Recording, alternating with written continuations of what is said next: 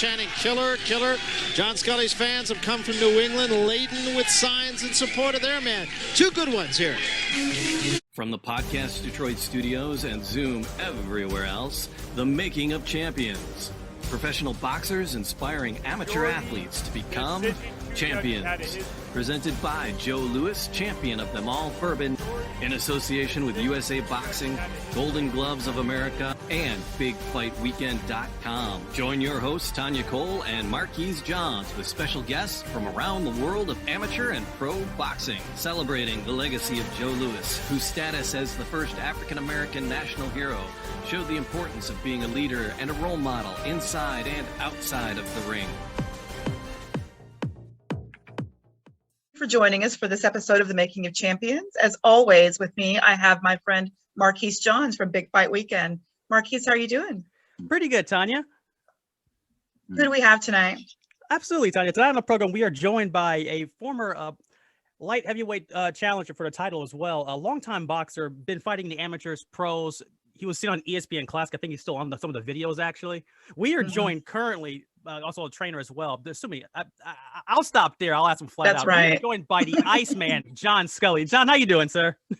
I'm great. Happy to be here. That's great to hear, man. Hey, first things first, man. When I spoke to you on the phone a second ago, man, I was asking you because you're coming from Texas. You were in Texas for one reason and one reason only. There was a Chocolatito Estrada fight that was down there. Walk me through that process and how awesome that scene was down there.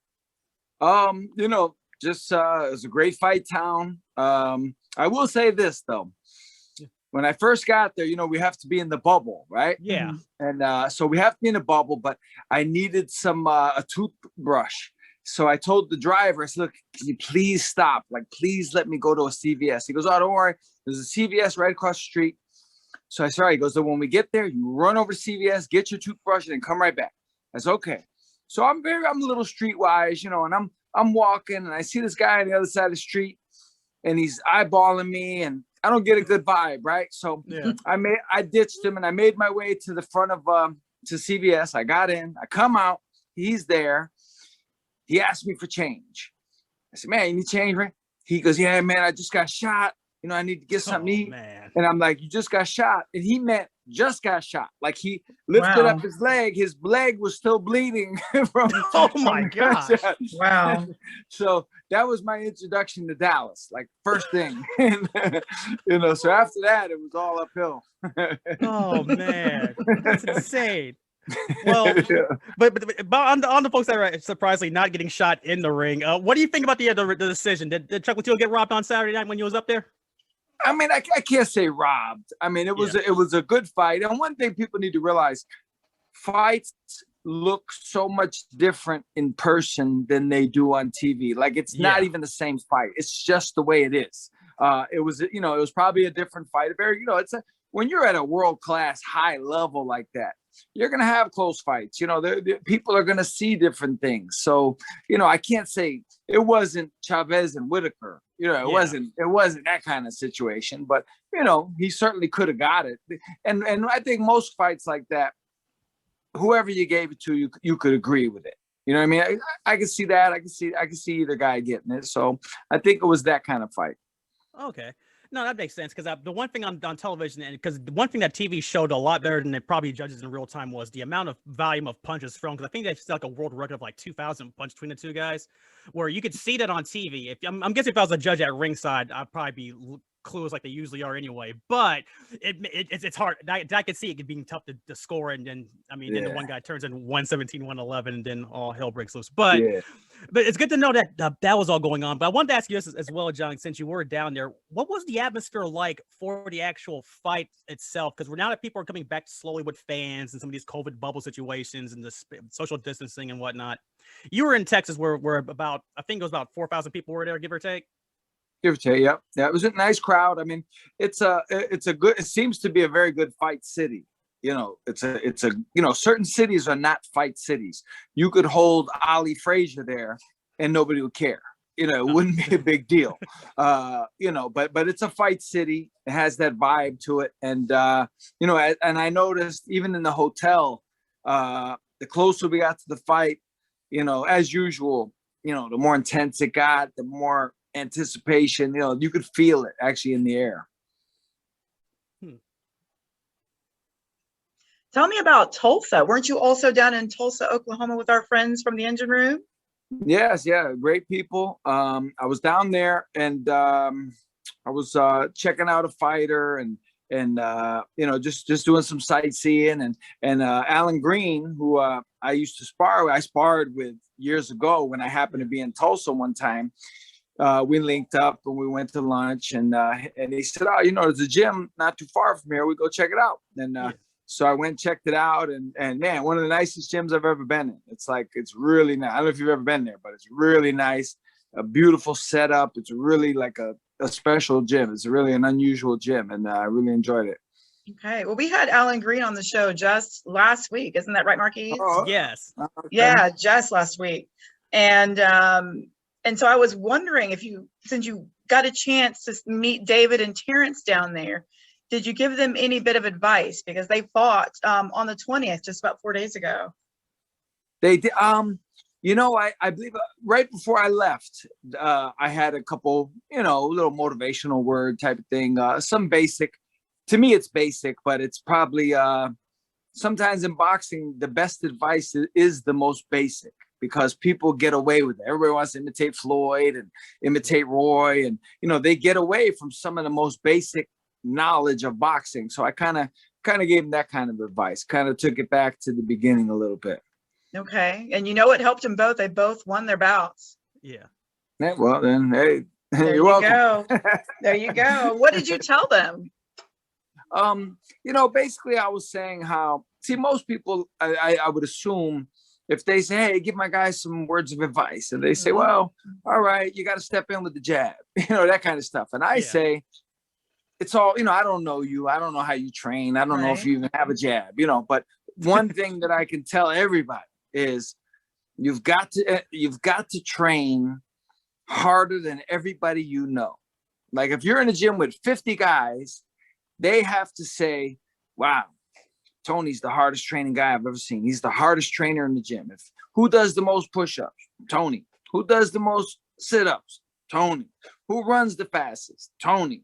You know, because, and I actually, it's a funny thing. I learned that from a kid who never had a fight. I was in a gym one time and I noticed this kid. He was about 17 or 18. He's in there every day. I didn't even know his name. I still don't know his name. It's been 20 years. I still don't know his name. He's in the gym every day, training like a beast. He never had a fight.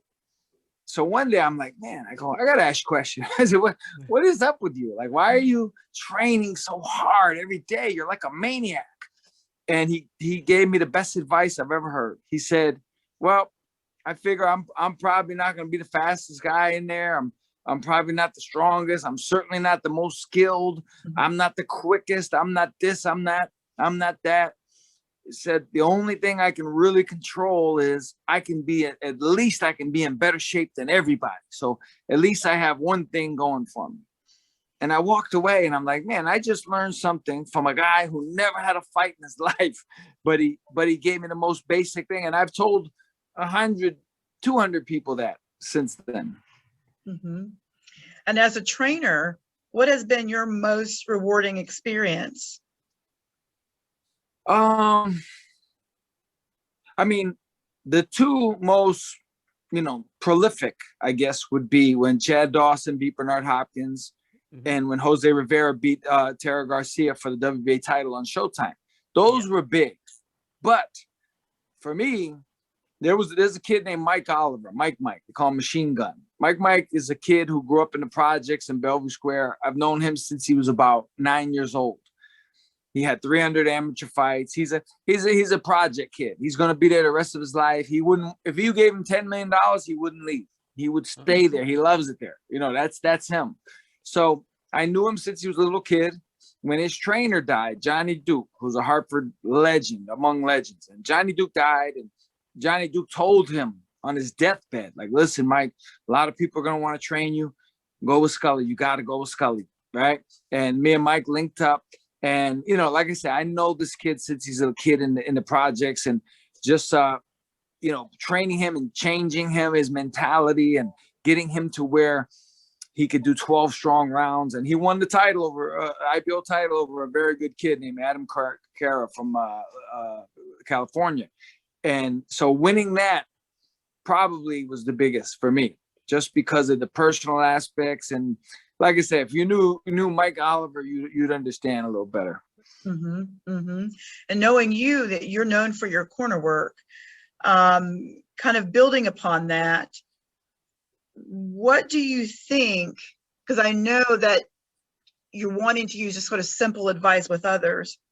What do you think what are you saying to your guys in the corner there? And then can you kind of segue that into your talk about the Green Mile before you even get to the ring? Right. Well, it's funny, like you see in movies and, in the corner and, on TV when you're a kid, and it's always like, throw the jab, throw the right hand, throw the left Right. hook, do this, do that. It's so much more than that. You as a trainer, you have to be, and I'm talking about at a higher level, you have to be a psychiatrist. You have to be a psychologist. You have to be a counselor. You have to know the fighter. And I'll give you an example. Mike Oliver. I'll give you the perfect example. Yeah. I know this kid since he's a kid, right? Now, hopefully he doesn't watch this podcast, because I'm going to tell you something that he does not know, right? About me training him. Now, we had a fight one time, and I knew for different reasons he wasn't going to be in top shape. So I told Mike, I said, listen, because I knew he'd have doubts, big doubts. And when he's in good shape, Mike will throw 120 punches around with no problem. He will break records with no problem. But when he's tired, he'll lay back, and he's a different guy. So I knew I had to get him motivated. So I said, look, Mike, I went and got some protein powder, right? Just basic protein powder. I said, look, Mike, I got this from a doctor. This is like supersonic jet fuel. I said, I'm going to give you a little bit. You're going to feel like a monster. He said, all right, Scully, man. He trusts me. I gave it to him. He wins the fight big. He throws 1,000,000 punches, never shows any indication that he's tired, right? After the fight, he's sold on this. He thinks it's made by NASA, and it's, I got the GNC, right? So I got to give it to him every fight. And he'll be like, Scully, give me the stuff, man. Give me the stuff. And he acts like it's a secret and people don't know. So I said, all right, I got it. We went to a fight in Miami. This is what trainers do that you don't ever hear about. We go to Miami. I forgot to bring it. I wasn't thinking. We're going on a road trip. We're in the airplane. Yeah. We're going. He goes, all right, let's go. We're going over to the arena now. You got the stuff? And right away, I knew I forgot it. And right away, I knew he couldn't survive without it. Right? And I said, yeah, I got it in the car downstairs. Wait here. I'll be back. I ran about 1.5 miles down Miami Beach. I finally found a mini mart, gas station. I go in, I'm looking around, I gotta work fast. I bought a bottle of water, a bottle of Red Bull, and some mints, right? And I poured half the water out, and I filled the other half with Red Bull. And then I crushed the mints up, and I put the mints in, so it would give it like a residue. And I shook it up, and I ran it back 1.5 miles. I give it to him. He drinks it. Soon as he drinks it, he's looking at everybody like, yeah, I'm a killer. I'm a killer. He goes out, wins every round, dominates this guy. After the fight, he's like, man, it's a good thing you had this stuff, man. It's a good thing you had it. Till this day, that was 2006. Till this day, he doesn't know. Because I know fighters are, it's funny. And if you think about it, you'll understand what I mean. Fighters can be and are the strongest and the weakest people on earth mentally. A fighter can be a beast, just a straight killer, but there's something that could mess him up. And Mike was a terror, amateur. He had 300 amateur fights. He beat guys that went on to be world champions. Like everybody in United States boxing knows Mike Oliver. Yeah. But he had that thing where once I gave him that protein powder, he needed it. As a trainer, I could never tell him it was protein powder. He thinks it's from NASA, So, right. So that's the things that you don't see. Trainers need to know their fighters. Because listen, I do that with some other guys. They'll be like, Scully, you serious, man? Stop. Like, you think I need that stuff? Like, they wouldn't need it. You know what I mean? But him, it worked, and he had a tremendous career. He had a run there for about 4 years where he beat like 3 former world champions. He won like 6 fights on TV, all with this, mints and Red Bull. Do you pull back from your experiences? I know some have referred to you as an overthinker.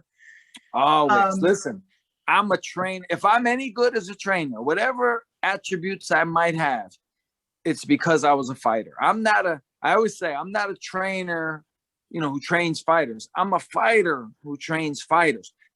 Some people, Angelo Dundee, etc., Luduva, they can make their mark in the world and have never had a fight in their lives, and they do what they do.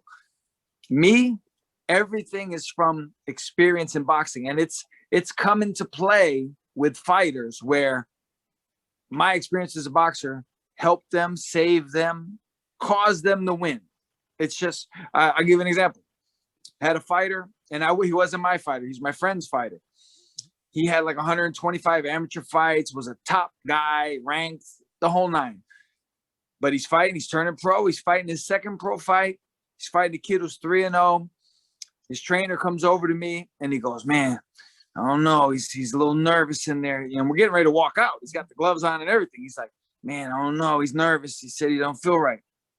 He goes, can you talk to him? I said, listen, I got it. Right. I walk in like John Wayne. I walk in like, listen, I don't want to hear any nonsense about you not feeling good. Don't give me nonsense about trying to make an excuse. So if you lose, you can tell us, oh, I didn't feel good. I said, you're one of the best fighters, amateurs in the country. You're undefeated now in a couple fights as pro. This guy is not in your league. Let's go out there and stop your nonsense. And he's like, all right. Oh, I got it.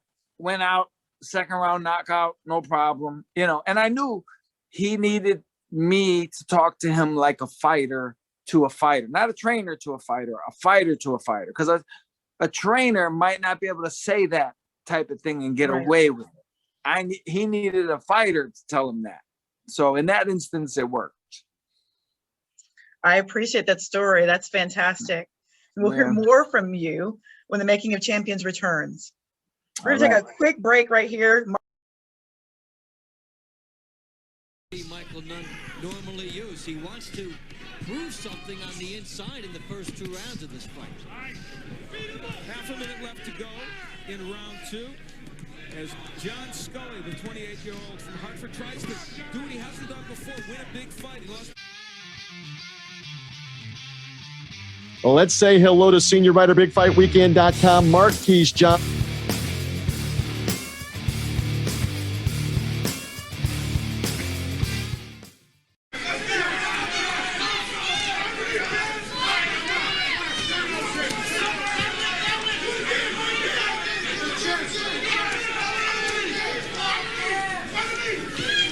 Watch your head, Kevin.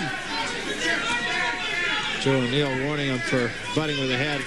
Watts with an uppercut, and then a right hand behind it.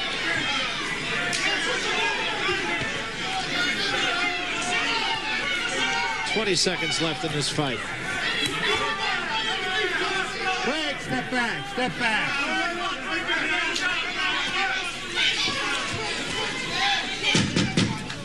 There'll be no knockout.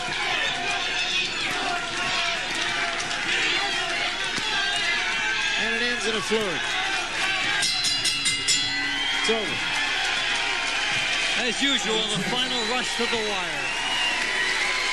I want you to go back a little bit and tell me more about the Green Mile. There's one thing that I noticed about you in your emails is that you have this quote that you sign off with. I read an article that was from Ron DeMichelle, who also talked about this particular quote. It says, the wait in the dressing room before a professional boxing match, the last hour, would be enough to strip a man that never boxed before of whatever pride, desire, and heart he thought he had. Tell us about this quote and why, after almost 20 years, does it still have this prominence and importance in your life? Well, see, like, I'll give you an example. There's so many stories I could tell that relate to it. I have some good, funny ones, some good ones. But I'll tell you one. Everyone in the world knows a guy, and I guarantee you Marquis knows a guy who has said to him back in the day, man, for $1 million, I'd fight Mike Tyson. Everybody knows somebody who said that. Oh, the guy's making all that money. I'll fight Mike Tyson. I said, let me explain something. You might say, yeah, I'm gonna fight him for $1 million. Now you get to the arena. You think about fighting Mike Tyson for 3 weeks, 4 weeks. You think about what's gonna happen. And then every day you get closer, you start feeling a little different. You don't know what's happening to you. When the day comes and you go to the arena and you walk in and all those people are there and they put you in a little room all by yourself and you hear Mike Tyson down the hall hitting the pads with his coach, grunting and screaming, you're going home. You're not staying.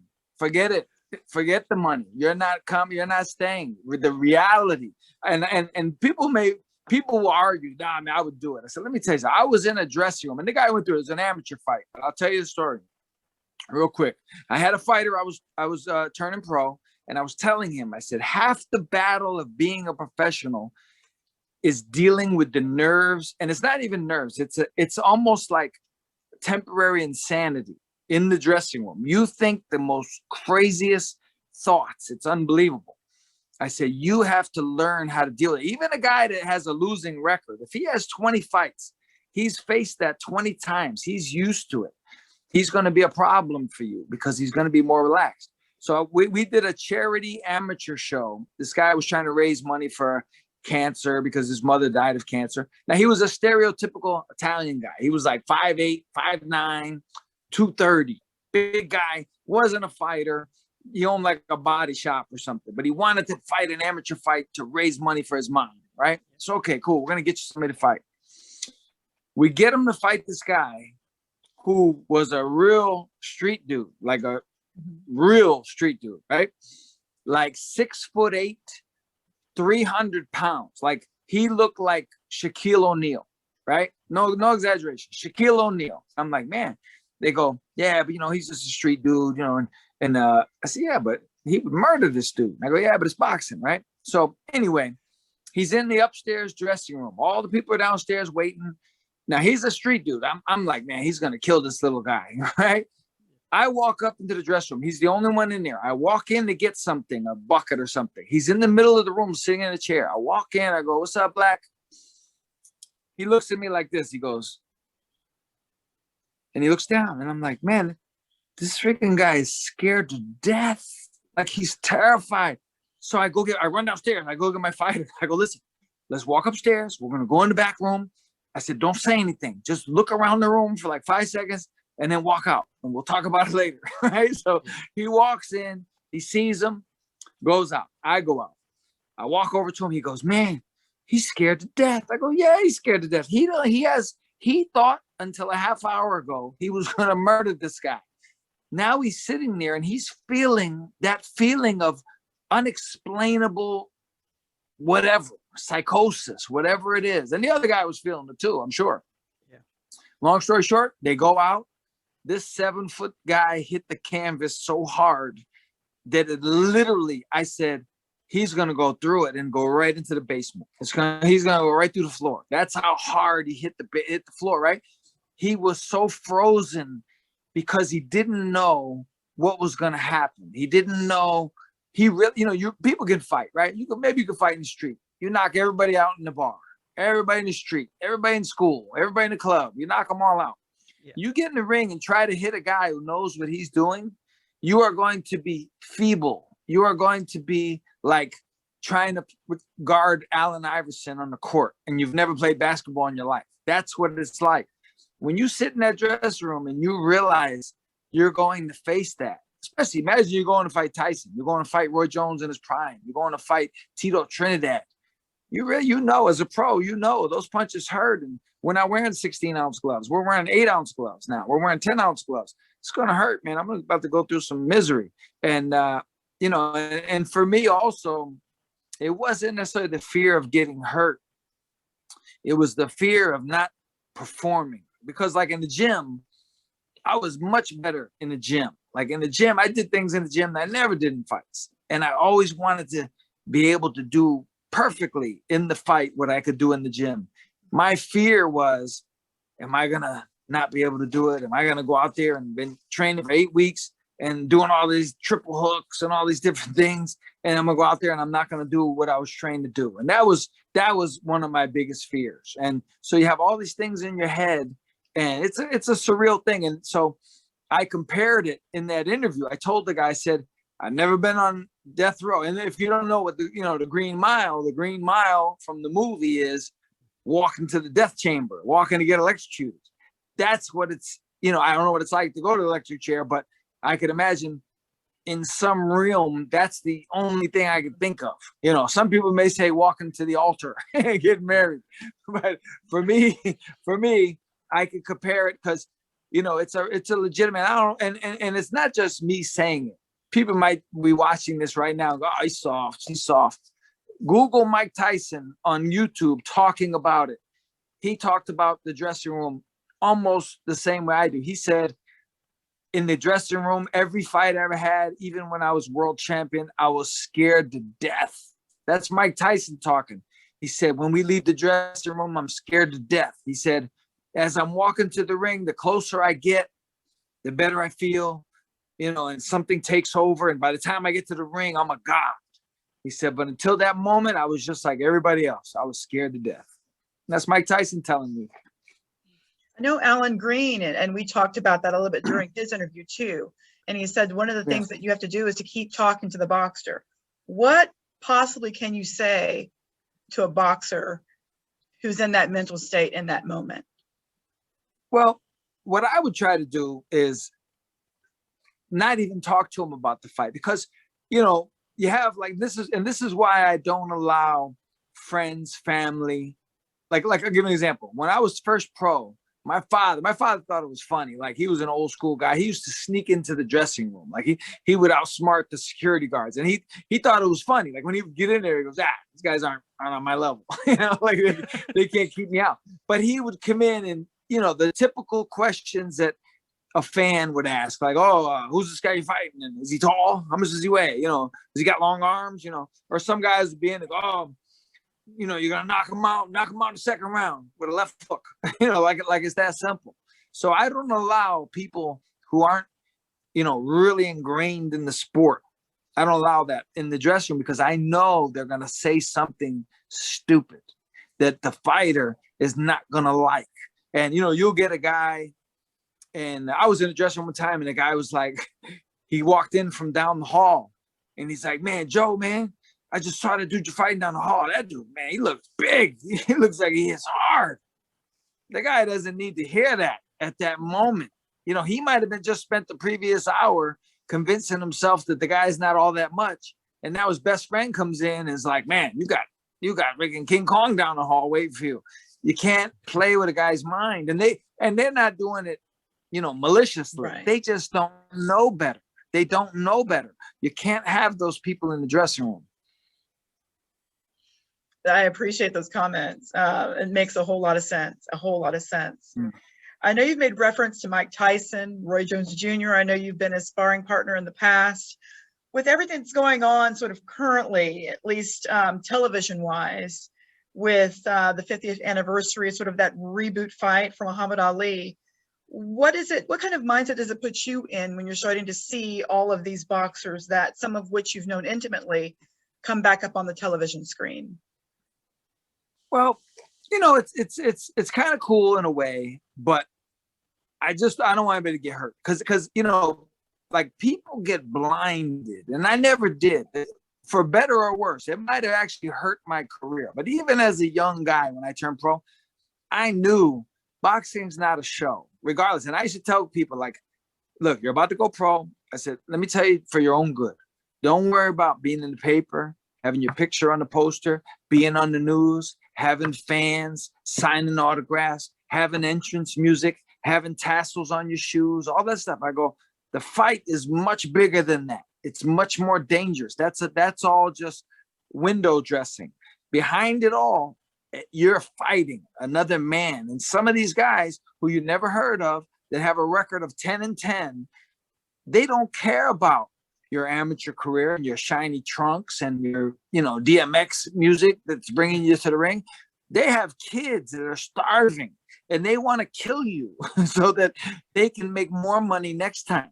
They don't have a problem decapitating you if they can, and that's why they're here. They don't care about the show. So, you know, you can present the show, wear the trunks, wear the tassels, but in your mind, you got to know, like, this is a serious, you know, endeavor. People die. I've been at 3 fights. I was at a fight, Johnny Gross. You can look him up on the internet. Johnny Gross, 1989. We fought on the same show, Syracuse, New York. I fight. He fights first. He wins. He actually wins the fight. I fight. I win. I come in the dressing room. Everybody's gone. He's there. He's laying on the couch in the dressing room with a towel over his head. And I remember thinking, man, he had a tough fight. Like, he's tired. He needs a rest, right? I get dressed. I'm leaving. I said, all right, man, you know, see you next time. And he grunted something. Boom. In a coma the next day. I read it in the paper. He was in a coma. And I believe, I'm not 100% sure, I believe he died not long after. So, and I was present at 2 fights like that. And I was present at another fight when a guy got actually killed right there. Like, he was, you know, that was it. So that brings you back to reality. Like, you know, this is not Rocky. This is not Apollo Creed. This is fighting for your life. A real deal. Right, right. And so in your opinion, and people have referred to boxing returning. Has boxing returned? And if it has, is it different from your perspective? Oh, it's different because, you know, there's no local shows. You know, you can't have, it's very hard to run local shows. Like Foxwoods Casino, if you're familiar with it, in Connecticut. You know, at one time, it might still be the biggest casino in the world. It's probably not. The one in McCallum is probably bigger now, but it's up there. They did shows. I mean, I fought Michael Nunn there. James Toney fought there. Roy Jones fought there. You know, Larry Holmes, Macho Camacho, everybody fought there. They haven't had a fight at Foxwoods in a long, long, long time. They've had a couple at Mohegan Sun in the last year, but they've been with no audience. So the vibe is different. Everything is different. I mean, HBO went off the air. The boxing went off the air. I mean, that's unreal that it came to that they closed shop for whatever reason. So boxing is different. It's a different platform. It's not as much of a struggle to get known. And that's, you know, you have Twitter, you have Facebook. I mean, there's guys that are Facebook famous. They're fighters. Right. They got three belts in their profile picture, and I don't even know who they are. I've never heard of them. And I go, how do you have 3 belts? How could you be a 3-time champion? They go, oh, well, I'm the Minnesota champion, and I'm the WBC youth champion, and I'm the IBO Intercontinental champion, silver. And I'm like, are you serious? Like that's insane, you know, but that's what it is with the influx of belts and Facebook famous and Twitter fame and Twitter wars. I mean, you could go on Twitter right now and you could start a war with Mike Tyson. And if he was in a mood that day, you'd be my friend, a friend of mine, he used to be a fighter. He actually, who's the girl that's married to John Legend? What's her name? You know, the girl. She's married to John Legend. She was a model. Yeah, right. Christy, or Tegan. Christy Tegan. Her name is Tegan. Okay. My friend got into a Twitter war with her about 2 months ago, and she was answering. They were going back and forth, and he got well known. People knew him all over the world because he had a Twitter war with Christy Teigen. That's the world we live in. You can become famous because you call out Mike Tyson on your computer, hiding in a basement in Idaho, you know, but so that's how we live in. So it's different. Back in the day, guys had to struggle, you know, like a 4-time champion, like I always pick on him, but it is what it is. Like Adrian Broner is a 4-time world champion. Do you know how insane that is? That he's a 4-time world champion. Back in the 80s, just as recently as the 80s, early 90s, that's not happening. There's no there's no prayer for that. Yeah. We live in a world with 4 belts, and now you've got the silver belt, the I don't even know the names of them, but there's other belts. There's 3 guys that can win a belt in the same weight class under the same sanction. The WBA could have a regular welterweight champion, a silver welterweight champion, and a emeritus or whatever, so we live in a world where all that. And I'm gonna tell you what, I tell people all the time, I promise you this is true. I've been in the boxing game my whole life, right? I fought for a world title. I've been in corners for champions, right? I have no idea what a silver champion is. Not a clue. I'm in the bit. I don't know. If you said to me right now, tell me what a silver champion is or a gold champion, what does that mean? Or you're going to die. I'm dead. I don't know. I couldn't tell you if my life depended on it. Something's wrong with that. Could you imagine going to Reggie Jackson and asking him a question about the major leagues? He knows everything. There's nothing that they haven't done something so outrageous that Reggie doesn't know what's going on. I'm in the game. I don't know what's going on, so, and I'm not a fan of all these belts. I'm in any way, shape or form. I know you mentioned Michael Nunn. And I happened to see on Facebook where he's donated, I think, was it a card or something like that, to something that you're raising money for. Can you no, actually, that's me. That's you? I know. I have the cards. I have I have 100 cards. A boxing fan sent me, because they know I know me and Michael are friends. They know I know him. A guy sent me a case with 100 Michael Nunn cards. Wow. So I called Michael. I said, listen, man, he got out of prison a couple years ago. So, he's not, he's got to make money. So I said, look, I'll put the cards up online. I'll sell them. And the people pay me. I'll send you the card. You sign it to them. Hey, Joe, hey, Bill, good luck. You mail it to them. When they get it, I'll send you the money. Perfect deal. And so that's what we've been doing. So, I'm trying to help them out a little bit. And so I actually just today got 2 people bought cards. They sent me the money, so I'm going to mail it to them tomorrow. So it's a nice little deal. It's good. People, guys get to sign autographs and make money off it. And with the internet, because back in the day, very recently, if you wanted to get, Mike Tyson's autograph, right, you had to find out when he was going to be in Las Vegas, and you had to go to the autograph signing and pay $50 and wait in line for an hour and a half. And, but now you go on my page and I'll get you Michael Nunn's autograph real quick. How are you helping other boxers as well, though? Yeah. Mostly, I'll help anyone that contacts me, but the main ones right now are Wilfred Benitez, Gerald McClellan, and if you remember Pritchard Colon got hurt in a fight about 3 or 4 years ago in Florida. So I touched base with Gerald's sister, Wilfred's sister, and Pritchard's mom. And basically what I do is if I get a certain piece of memorabilia, or I even have people sending me stuff, they see what I do and they're like, oh man, give me your address. I'll send you a glove signed by Ali. So I put it up, I sell it. And then when the transaction is complete, I send the money to whoever. So, it helps with groceries or, whatever it is. They can do whatever they want with the money. Tell us about the Iceman Diaries. Yeah.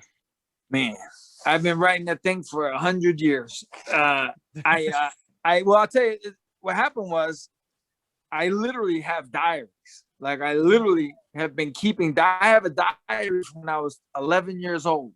Like talking about today we watched $6 Million Man, and then I ate 2 cheeseburgers, and I write everything. I tell everything that I do.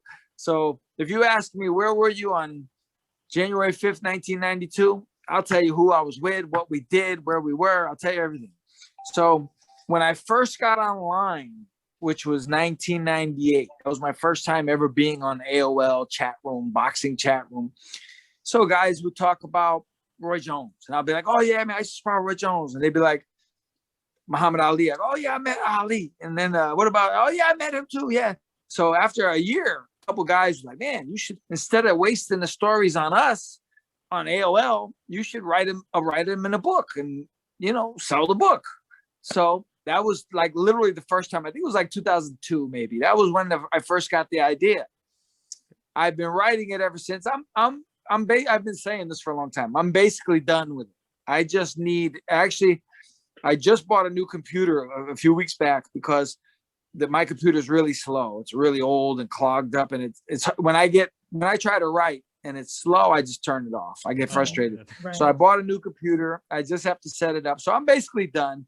It's a book about, you could say it's my autobiography, but it's more about the things I've seen and the people I've been with. It's more about them than me. You know what I mean? Like, it's me. Everybody has a fan encounter. Like, you might have met Michael Jackson. So for the rest of your life, you're telling people the story of when you met Michael Jackson. I met a lot of people. I got enough for a whole book. Muhammad Ali, Joe Frazier, George Foreman. And the funny thing is, I have stories. It's not like I just met him and, hey, how you doing? And sign this. I have stories. Like stuff always happens, with the people that I meet. So they're, I know they're entertaining. It's just a matter of me actually finishing the book. So it's called the Iceman Diaries, literally because I keep diaries. Like I still have the one when I was 11. So I just take stuff from there and from my memory, and I'm just trying to put it in order and get it out there. Okay. If you had a memory to include in your diary today, knowing that you're a huge fan of Muhammad Ali and that he's inspired you in your career and also your passion for preserving the history of boxing, what would you write in your diary today? About my career or about anything. Your diary is kind of open-ended. What would you write in your diary today? I mean, the parts of it that I like the most and that I think people will appreciate the most is meeting Muhammad Ali and what happened that day. I've met him a few times, but one particular day and the story behind it. What I find people like and what I like is the stories like what it was like to spar Roy Jones and James Toney and, guys like that, Vinny Pazienza, stuff that happened in the gym that people never hear about. I think it's interesting that when I started boxing, just my mentality was a little different. And I think people will appreciate it. I'll give an example, just one small example, so you understand where I'm coming from. Yeah. When I started getting involved with boxing, before I ever was a boxer, I started boxing officially when I was 14, but I was boxing with my friends in the neighborhood when I was 12. But when I was like 11, 12, 13, I was so obsessed with boxing that I would eat every weekend. My mother and father were divorced, so I would stay with my father every weekend. So he didn't have a refrigerator. He didn't have a stove. He lived in a room literally half the size of your bedroom right now. Like, it was just the two of us. It was a small, because I checked it out years later and I measured it. It was like 14 by 14. Tiny room. Had a bed, a couch, TV, a dresser. So I was left I was doing my own thing. So I would eat cereal every weekend. I would eat for almost breakfast, lunch, dinner, snacks. I would eat cereal, Lucky Charms. That was my thing, Lucky Charms. So if you're a Lucky Charms eater, you'll understand. Yeah. When you put the spoon in the bowl, right? Sometimes the marshmallow will get wet and it'll kind of stick to the spoon, right? Yeah. So when you pull it up, you got marshmallows and oats, right? So what I would do is I put the cereal in there and I would try to eat just the oats. So in a long story short, if I could put the spoon in the bowl and just bring out oats, that was a victory. So I'd write it down. Like, all right, I'm 10-0. Here I go for victory 11. If a marshmallow stuck to the spoon, that was a loss. So I would go through the whole bowl real careful, trying to get to be like, break the records, 60-0, break Ray Robinson's record, Willie Pep. So, and then I'd write it all down. So I had all these paper after paper after paper of just my record. That was my eating a bowl of Lucky Charms was considered my record, as that was my boxing career. So I was a little different. I was really into it on a deeper level. Uh-huh. Well, what would you put in that journal about that? Would it be about the Lucky Charms, or would it be about Muhammad Ali? Muhammad Ali. You know, I'll tell you the thing. I don't know if you've researched me at all of it. You know, you might have heard this. I tell everybody. I was just telling someone like 2 hours ago the same story. When I was 11 years old, in that same room with my father, I read Muhammad Ali's autobiography. His autobiography, he finished it in 75, so it came out in early 76. So I read it when I was, the greatest. I read it when I was like 10 or 11. And what I took from it, out of all the boxing stuff, what I took from it was, he said how once when he was a kid, like 12, 13, 14, him and his friends like sniffed some gasoline. Like, I guess that was a thing back in the day. They call it huffing, I think. And I guess it makes you a little buzzed. And he didn't like it. And he didn't do it anymore. But and I said, man, Muhammad Ali, like, he doesn't do alcohol. He doesn't drink alcohol. He doesn't do drugs. And I said, man, if it's good enough for him, I'm not going to do it either. So literally from 11, from 11 years old till today, I've never done any of that. I've never tasted alcohol in my life. And it's all because when I was 11, I read that Muhammad Ali didn't do it. And this is why I say role models are real. If Muhammad Ali could, because I'm sure people tried to get him to drink. Like, oh, champ, have a beer, champ, the post-fight party, whatever. He said, no, he repelled it. And I said, man, if Muhammad Ali could be his own man, if he didn't feel peer pressure, well, there's my role model right there. And my whole life, I've always thought like that. And that was because of him. So whenever kids, I need guidance, I say, you know what, you need a role model, like your dad, find somebody positive because role models are real. It's facts, 100%. I'm proof of that. You are proof of that, most definitely. Not only that you've lived through Muhammad Ali and him as a role model, but you are a role model to so many others. Continue to preserve that history for us so that the rest of us can read and learn from you. We greatly appreciate everything you have done in the ring, out of the ring, and for those of us that want to learn more about the ring. So we thank you so much for joining us on the Making of Champions. We need to have you come back because we've been on the podcast for about an hour. We need to have you come back because we want to ask more about the Iceman Diaries. We want to ask more about Muhammad Ali's camp, but we're out of time for today. So if you're willing to come back, we'd love to have you come back. How can we follow you on social media though? My Facebook page, I have two Facebook pages. I have John the Iceman Scully, and the Iceman is one word.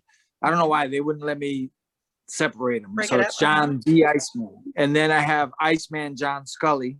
And I talk about a lot of stuff, like everyday events and stuff. It's kind of like a